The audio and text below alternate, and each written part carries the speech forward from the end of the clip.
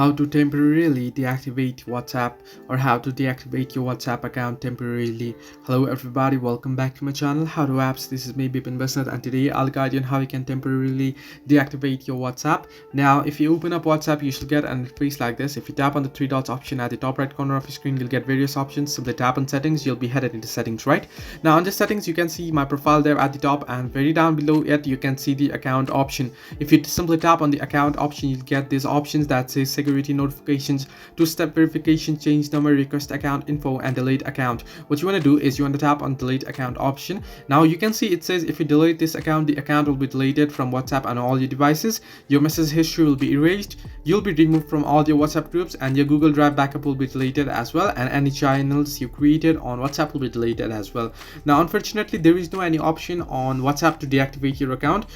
You'll only get the option to delete your account. If you just want to get rid of WhatsApp, what you can do is you can simply uninstall it. You can go ahead and you can uninstall WhatsApp, and this way you can get rid of WhatsApp for a while, and later on when you want, you can open it up and you can log in back to your account. So hope this helped you. Do like and subscribe, and do not forget to leave a comment down below if you have any further issues.